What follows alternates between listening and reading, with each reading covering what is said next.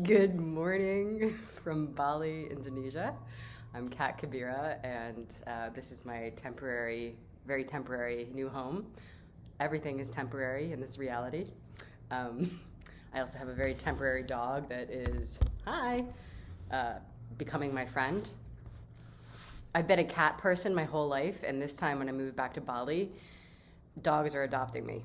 Anyway, why I am making this video today is, and it's a topic that I've shared before, but I have different insight, and especially because it's coming up both for myself and for my clients, I feel like it's time to talk about it again. Making choices. How do we know we're making the best choice for ourselves? So let's just consider that, when we're children, we don't really feel that feeling of freedom. It's like, even if we have our own desires, mom and dad, are like king and queen, and they're the ones in charge, or whoever our caregiver is. And we're going to be limited just by the fact of our age, right? Like, remember when you couldn't wait until you grew up so that you could feel more free? And then freedom suddenly we look back when we're kids and we're like, oh shit, like, I had some freedom back there I didn't realize. So the other thing too is that when we're making choices, like when we're teenagers, I don't know about you, but I was a bit of a rebel. And so it was more like I would just do whatever was opposite of what was being told. So, it was like the choices I made was, what could I get away with? Or, if I had a boyfriend that I felt was controlling, it's like, how can I fuck with him? So, like, we really want to look at our intentions behind our choices. Pre-COVID, when I got to travel around the world, I would always be so fascinated by seeing how we've been conditioned to choose the way we choose and how we spend our time. And that, which cultures actually use fear as a way to keep their citizens in line, whether it's more overt or subtle. So that's another thing to look at. It's like our function of choice. Is it because of fear? Is it because of habit? Is it because it's what everyone else is doing? Do we have a fear of standing out? And, for those of us who are on the path, it's really a practice of refinement, of knowing what's actually true for us and why are we choosing. So another common thing is, are we choosing from our head, or are we choosing from our heart, or from our body, or from our gut? There's a lot of times where I know it's like, on paper or according to my head, the best solution is la la la. But if I really feel into my body, there's a whole different feeling. There's a whole different answer that's coming through. So before we talk a little bit more about that, the question I have is, can you be aware of your intentions behind your choices? Is it something that you're really choosing from the depth of you? Like, what's your motivation behind the choice? A really simple thing is your only choice, it's going to bring me a lot of money. But does that choice also exclude joy, fun, ease, growth, learning, expansion, rest, whatever other things, right? And just to be very clear, money's great. Nothing wrong with money. I mean, money is fun, money is energy, money is love. We could go on a whole little talk about money, but that's not today. But if it's just about how do I get something that actually is just a metaphor and isn't what I really want, what are your real values? So what's important is to tune in, because our values change all the time. What are your priorities? And I don't know about you, but for me, I lived, half my life without internet. More than half my life without ever having a mobile phone. And it's actually overwhelming and stressful to have so much input coming in all the time. Whether it's, I know certain countries like America especially, there's a television everywhere. Everywhere you go, there's always a television blaring in public places. That's input right there. The moment you open up Facebook, the moment you go on any social media, it doesn't matter what platform, it's like there's just so much input of information. And most of us aren't really aware of how we filter the information, and are we actually choosing what we take in and also choosing what we're not taking in. And if we have any sort of fear affecting us, it's going to be really hard to choose really from your center, from what's really important. So this is where it's so important to actually make space to slow down. Busyness is the best way to stay distracted.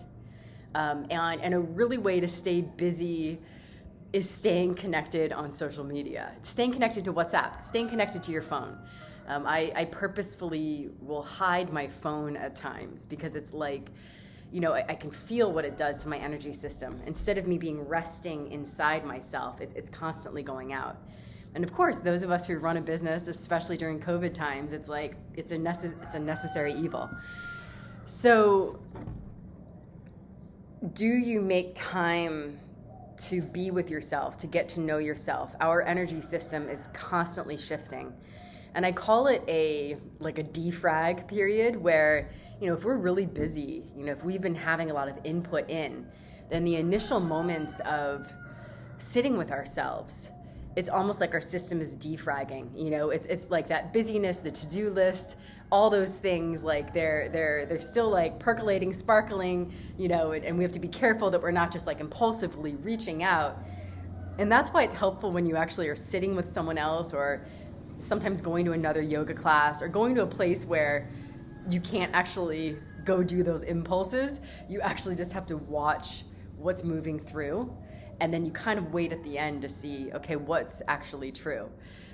For those of you who've been on meditation retreats, whether it's like a day, a weekend, or 10 days or longer, you know what I'm talking about, where it's like so many things seem so important, and then by the end it's like, not so much, as long as I'm present and I'm staying with myself.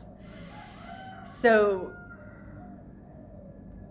for us, where we have families, we have busy lives, we can't afford, or it's just not the right time to like take a whole weekend off, or 10 days, or 3 years from our lives. What is it like to carve out that time where you can sit with yourself just to check in? What's really happening? How am I feeling? What's really here? What do I need? And the challenge about needs is they're constantly changing. So you might have one day where like, oh, my need is other people. I need like some really deep, heartfelt one-on-ones, or I need to be like in a really fun environment. I need to be in a party or a class, or it's like I really need to get my work done, or I just really need like a nothing space where I'm just chilling out and there's just no agenda. It's constantly shifting. And are you sensitive enough to your own system where you can feel what your needs are? Another way that it's hard to really know what to make choices is, are we grounded? And if you work with me, it's like that's all I talk about is just being here, right? And there's so many different levels of ground. If you actually watch like the energy, the chakras, it's not like you've got one grounding chakra. There's many that go below, down into the earth.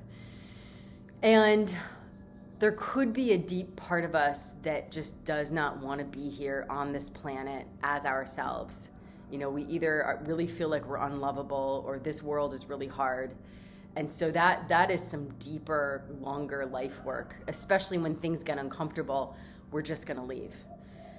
It also can be where we've had a recent shock, and we can say like COVID in itself has been a recent shock. So a lot of us are dancing with, how do we ground into this new normal and not let it be fear-based? How do we ground into this new normal and not let it be fear-based? If we want to create with our power, if we want to create connected to source or the divine, it's like, how do we really rest inside what we know and the love that we know? Because making choices that are right for you is you connecting to your inner authority. And if we look back in history, it's like the authority has always been someone outside of us, whether it's been like a political figure, back, in certain places, it's like the king was the connection to God, and then there was the separation between church and state. So you still had like the political authority that affected us, and then also like the religious authority. And then also spiritual authorities, where it's like, okay, you would go to India and you would go sit with your guru, and that would be like your path to God would be through this guru. And now we've been moving through, okay, the guru is inside of you. I'm thinking about, I think Mike Myers' movie he made like years ago where he was like, gee, you are you. But it really is. How do we own that authority inside of us? Because if we have any fear, it's going to be hard to really know what's true for you. If you're still indoctrinated and conditioned, so you're just more like in a robot mode, that's going to make it hard. You're going to have ancestral patterns that are going to affect your ability to make choices as well. It's like fear from other lifetimes. I mean, like there can be many reasons why it's hard for you to really drop in. If you don't want to be here on this planet, for a variety of reasons, maybe you're just highly sensitive and you're like, it sucks, or you've had just a lot of trauma, that's going to affect your ability to really know what's true for you. And if you're really in your head, which is another way of saying you're ungrounded, but there's a lot of ways to appear ungrounded. If you're really in your head and you're very logic-based, and especially if your schooling was in the Western schooling that most of us have had, like logic is celebrated, right? So to actually go according to intuition or a different quality of intelligence, you'll feel like a radical, you'll feel like you're crazy, and you'll also feel like it's not as valid of information. When I teach my students in energy schools, I'm like, welcome to a whole new way of approaching reality, of using your brain. And, I back in the day was either going to be an engineer or a doctor. So I get the struggle of stepping into a different way of perceiving reality. So those are all going to be ways that it's going to be hard for you to know what's true for you. Also, your undercurrent motivations.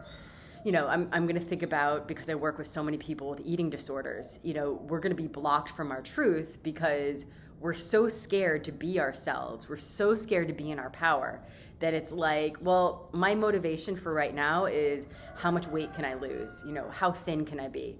And you can look at, even if you don't have an eating disorder, the diet industry and fashion industry spends billions, if not more, money every single year to make sure that that you're not okay.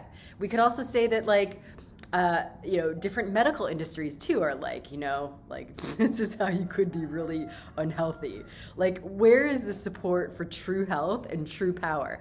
I don't know if in conventional marketing it's always there, okay? So it's like the question becomes, how are you being manipulated? And are you even aware that you're being manipulated, whether on a more like marketing level, global level, or like just one-on-one with different people? I know back in the day, I would have this meeting with this woman and I would let her manipulate me. And then when I finally caught on to it, when I was working for her, when I would go into the meetings, I would be like, don't say yes. Don't say yes, just say, I'll get back to you. Because I could feel I wasn't yet strong enough in my own center and field that I would just like turn into whatever she wanted me to be. So if you're a people pleaser, you're gonna have a really hard time to know what your choices are, because you're like, what does everybody else want? So how do you know what's true for you? How do you choose what's best for you? That's the mission on this planet. If you're here for your soul purpose, right? And we want to choose according to what's good for our planet, for our environment, for our plants, for our animals, for our people, for like all the systems. You got to choose what's best for you too. What are you saying yes to? What are you saying no to? And how committed can you stay? So it becomes very interesting to look at what's my intention, what's my motivation behind what I'm doing. We all are manipulative in some way. Playing small is a way to manipulate others. Like we can all be very, very, very, very tricky. So, you kind of got to get to know your trickster self, because you're not just tricking others, you're tricking yourself. So what's your intention? Is it actually bringing you deeper into your power, clarity, and love? Is it a distraction? Is it because other people want you to do it? Is it because just for money but nothing else? Like, are there other values there for you?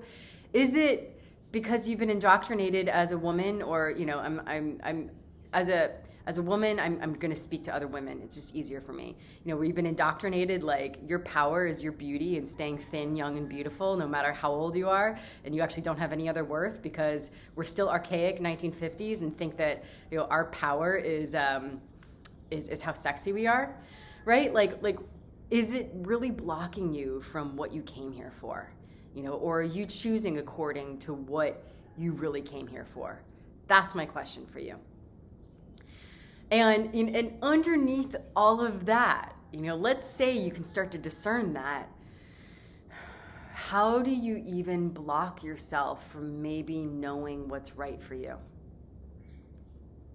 How do you even block yourself from knowing what's right for you? So I've been fascinated always by the historical conditioning of women, where it's like we've been kind of trained to doubt ourselves. So, one of the reasons why, women in general have a harder time, and men too, but like, I'm just going to stick with women right now, why we have a harder time is because we have been trained to question ourselves. And you also could have it where like that was modeled through your parenting as well. It's like, can you actually trust yourself? And I know through the years of when I teach men versus women, my women struggle with self-doubt way more than my men, okay? My women struggle with self-doubt and self-esteem way more than men. So that's going to be something that really will influence your ability to know what's true for you. How much are you doubting yourself? How much are you questioning yourself?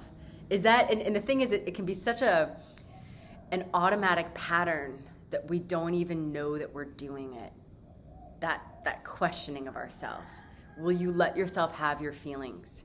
How do other people let yourself have your feelings? I know just yesterday, I was feeling really angry, and I mentioned to a friend, and he's like, don't be angry. And I'm like, fuck you, dude. I'm so tired of anyone telling me, like, don't have your feelings.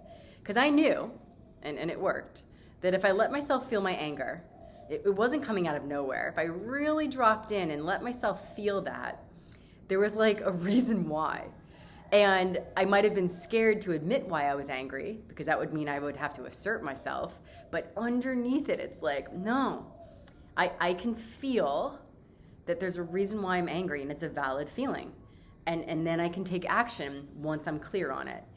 And it was interesting because when we suppress our feelings, we are not living fully in our body. We don't have the full body flow that we need. We're not grounded. So when you allow yourself to feel your anger or your grief or your disappointment or whatever those feelings are, everything starts to get to flow again. So it's going to be hard to know what's true for you, how to choose what's best for you, if you're constantly blocking what your real feelings are. And we in various cultures and genders are conditioned, like, you can feel this but not that, appear this way but not that. Even certain neo spiritual practices are like how to be happy all the time, and it's like no. We're here to be the rainbow, and remember what creates rainbows, okay? It's not gold. The rainbows come from storms, and it comes from clouds, and rain and sunshine. It's the balance. So, final little note, I know this is the longest diatribe ever, but there we go, is can you discern when you're choosing from your head versus your body? So something super simple is when your body says yes, there's going to be a feeling of delight or expansion or something in your body. How do you know what yes feels like in your body? How do you know what no feels like? And how do you know what, like, it's kind of like, we're splitting hairs and it's a neutral thing and it's kind of like a yes, no, because life isn't black and white. And we also have to know that any choice we go into, because there's still going to be that child mind that's like, I need to find the perfect choice or the one that prevents pain. If we're going back to that like rainbow metaphor of like, you need sunshine and rain to create this, it's like, there's always going to be a balance. There's always going to be something going in where it's going to be like something that's going to initiate you that's challenging, and then there's going to be something that's like the gift. And with that said, if you can go back to the first feeling, the first hit that you have before you analyze, before you question, if you can start to follow those impulses before you logically consider it, then you'll know what's right for you. So that's my super challenge for you. Can you start to own your inner authority? Maybe become even aware of how you give your authority away, to whom, to what concepts or people. And what is it like to choose according to your own delight? Sending you lots of love on this Bali, slightly rainy morning. Bye.